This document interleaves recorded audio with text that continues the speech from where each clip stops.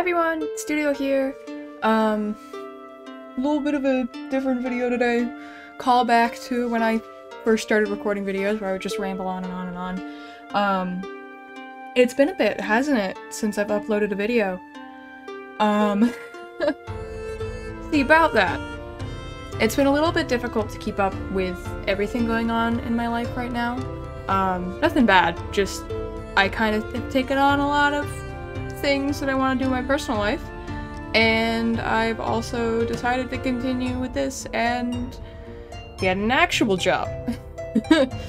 So I've been trying to balance my new overnight job. I'm working like 9 p.m. to 3 a.m. With, you know, life stuff. So I'm actually trying to have a good work-life balance. So I was supposed to put out a video like, what, 3 weeks ago? And I was just finishing up the process of getting hired, and then I took last week off of pretty much everything except I think I streamed once, just to get used to the new work schedule, get used to the new circadian rhythm, because I'm waking up at like 1 p.m. and I'm going to bed at like 4:30 a.m. So it's been interesting. Anyway, so I plan on pushing YouTube videos down instead of once every week. I'm hoping once every 2 weeks, once every 3 weeks. And I have a bit of a plan for doing that. I am going to stockpile recordings, so voice recordings, and I'm going to stockpile video recordings and, you know, mesh them together, so that way I can always have something that's almost ready to be put out every 2 weeks. I'm hoping that'll work. Now, for it to work, I also have to keep up with doing art on the regular. Yeah. It's gonna be a bit, but I think we can make it work. It's very exciting. So yeah, things are gonna be pretty hectic, and I cannot promise anything in terms of YouTube videos besides uploading Twitch VODs, because that's easy. Anyways, why don't we get on to the video? So the video I'm bringing to you guys this week is something about pushing your comfort zone. Also, side note, again, didn't write a script for this week because been busy. We're gonna ramble. So this week is about pushing your comfort zone and the best ways to do that. So for this image, I tend to do a lot of character art. So I tend to lack in a lot of areas when it comes to art. Now, before y'all yell at me saying, you know, don't be too hard on yourself, your art is great, we love you, thank you, but I'm not saying this to bring myself down. I love the art that I do. I think I've made that clear a lot, that I work on loving my art and having a positive outlook on my art. Part of that, though, is recognizing areas that I need to improve, because you can never truly have a good relationship with your art if you aren't recognizing that you can improve, because then it just kind of becomes stale, you know? So, because I do a lot of character art, I don't have a great grasp of environment art, so doing backgrounds, doing cityscapes, doing anything that isn't a character. And because of that, I also have kind of slept on the dynamic lighting, so I need to improve in the lighting and shading area. So it's kind of daunting going into that, though. Saying, I want to paint or draw or illustrate this awesome background, this awesome cityscape, landscape, mountainscape. I want to draw the interior of this building. I want to do this amazing portrait of the sky. It can be kind of intimidating to start that when you don't have a lot of experience with that. And sometimes it's entirely, you know, skill-based, and sometimes it's entirely in your mind. So one of the things that I do to push my comfort zone is I say that I want to do this idea. So for this picture, I wanted to do a kind of nice, warm lit forest, so I could get a couple of dynamic lighting things in there, and I could play around with a couple of things and colors and whatnot, and just get more practice with trees and bushes, foliage, that kind of stuff. But that's kind of daunting for me to do at first. So then I reframed it and was like, I'm going to do a scene with my characters that I don't draw enough. So then I took my 2 dragon characters, Aquila and Deltoni, and I'm like, I want to draw these 2 because I love them very much and I don't draw them enough. And we're going to do a concept art of one of the places that they may visit in their world, in their story. Now this isn't necessarily canon, it's just concept. There might not be a forest of giant trees in their homeworld. They may never go to the place that has these trees on their homeworld. But it was a good way to push my comfort zone away from just doing character art into doing something more full, an entire scene. And I actually kind of got this idea from, again, Remerin. Little tip for you guys, take that inspiration, take those lessons from your favorite artists. Take what they say to heart. Obviously don't look at them like some kind of god figure, because they're not. They're a human just like you and me.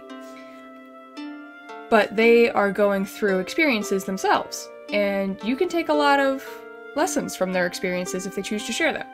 So Remerin had wanted to do more human art, but she hadn't ever really done that.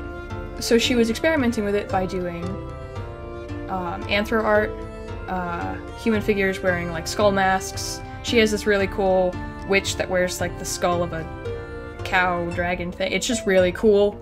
So she was doing these scenes or these character arts, getting used to human anatomy, but still being within her comfort zone. She had this whole article she wrote on it for DeviantArt. I didn't read the full thing, but I have seen her process go through, and it's been very exciting to see her improve and knowing, hey, I can get there too. So I've been doing a little bit of that, but mostly I've been trying to do stuff like this in between commissions. Part of pushing your comfort zone too isn't just, staying within your comfort zone and adjusting it. It is actually the pushing part. So, some of the things I wanted to push with this piece was lighting, shadows. And I had started out earlier by kind of doing a values thing, and then trying to work off that, but everything was getting really washed out, just wasn't looking right, and it was kind of difficult to have that God ray effect coming through while maintaining everything. So instead I switched to playing with the colors and doing all that lighting afterwards. I kind of wanted it to be a 1-layer painting, but it's digital. I have the ability to change that up anytime I want. Add a different layer, change the color, adjust the lighting. I should take advantage of it, especially if I'm not at the point where I can fully do a 1-layer painting. So I tried out a lot of different techniques in here. Some of them failed and I had to start over, like with that values. And some of them worked out really well. So like this bark, I played around with the brush settings to get what I thought would be a good tree texture. Turns out it worked pretty well for me. I got that bark texture I wanted. I was able to do some subtle lighting in there, and I think I can push that even further at a later time. I'm sure I could find a brush that would help me just as easy, but it's actually kind of difficult to find brushes for Krita for me. I don't know if it's the same for anyone else. Anyway, off topic. So that was something that I pushed boundaries with. And I had been playing with that foliage brush. I was trying to push some boundaries push my comfort zone by doing some more details in the foliage without actually doing too much. Because I had done a forest piece before in which I had drawn out like every single leaf on these bushes. And not only did it look forced, but it took so long. And I wasn't super happy with the effect afterwards. So I decided to try and do something a little less structured and forced and technical. It wasn't technical, but you get what I mean. and go for something that was a little bit more loose. Getting the shapes, building the colors on top of those, building the light and the shadow on top of that, and it looks better. I'm still having issues separating the foreground from the midground from the background, but that's something that I have to keep working on. Which is another good point in pushing your comfort zone. It's very, very, very easy to get discouraged when you try new things, especially when you try new big things, like doing an entire environment scene. Forest scenes are a lot for me. They take up a lot of time, a lot of effort, and I don't understand plants as well as I understand animals. I think I understand plants less than I understand humans. So it's a very trying thing for me, and I'm very pleased with how this came out. But it could be, I haven't really attempted to do another big image like this, because it takes a lot out. It's very easy to get discouraged, even subconsciously, from ever trying it again when there's so many things to think about, so many details, so many different things you tried and you have no idea how you did it, how you made them work. No idea if you can pull it off again. Just a lot of things can discourage you. So it's important to reflect on your work afterwards and fight that discouragement.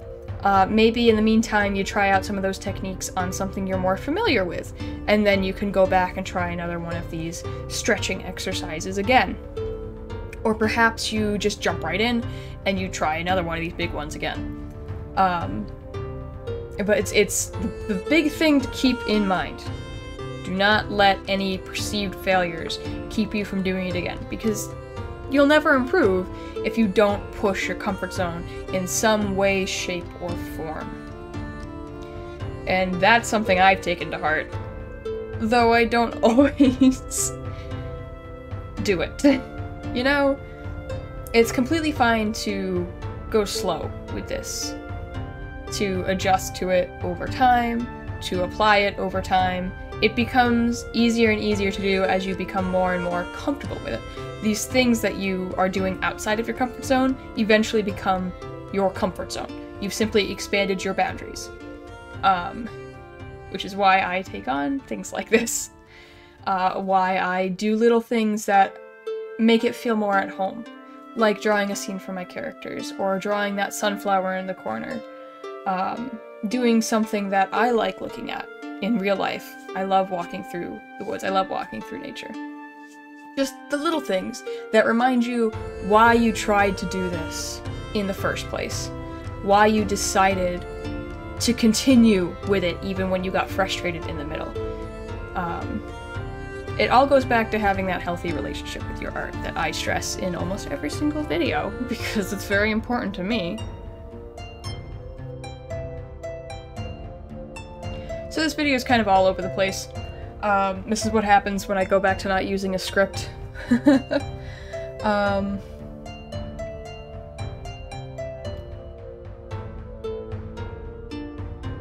That's about all I have to say, though, really, about pushing your comfort zone. And it's about all I have to say about this piece as well. I did this a while ago, so I don't really remember a lot of what I did or what I tried. Really, this is just me kind of painting in shapes of muscles and anatomy loosely, because these guys are kind of tiny in comparison to the rest of it. It's not where I wanted the detail to be focused on. And honestly, I don't really think they blend into the background as well as they could. You'll see in the final shot, but that's something I need to work on, is meshing images together so they don't look like things slapped on top of each other and I just call them a painting. But anyways, we are almost done with this video. We have about 2 minutes left. So I'm gonna do my little sign off, and then we'll see if there's any time at the end for you guys just to listen to the cool Viking music at the end. Oh, and if you want to know what music I usually use in here, it's Ian Grimm. I've been using his Viking Fantasy bundle. It's completely free. I like to link to his website in the description. I always put it in the description. He makes really good music. It's just a really good resource for artists, or, you know, creators who can't afford music, or keep getting copyright claims on their supposedly copyright-free music. He's been a really good source. Anyways, I hope you guys enjoyed this video, and I'm really happy you stuck around. Not just to the end of this video, but through my sporadic posting schedule. I want to keep up with it. I want to make YouTube a thing that I do. It's just a little difficult at this point because I've been trying to get a lot of things together in my life. I'm trying to find that good balance. So, very, very big thank you to anyone who is continuing to support me through this. My streaming schedule has also, you know, changed a little bit. Instead of streaming every Monday, Tuesday, Wednesday, I'm streaming once or twice a week, depending on what my days off are and what I have to do on those days. This week, I'm streaming twice, so the best way to keep up with that is through my Discord, which you can find linked on my Twitch channel. I'm hoping to post another video in 2 weeks' time. This one's going to be my smoke exhalation piece, which was a very fun bit of vent art to do. Yeah, if you guys want to keep up with my art more often, you can follow me on Instagram, Twitter. DeviantArt is the best place, but I'm also on ArtStation, which is, I post the most infrequently on ArtStation and Twitter and Instagram. DeviantArt is where you can find the majority of my art. But I hope you guys enjoyed, thank you for sticking around, and I hope to see you in the next one. See ya!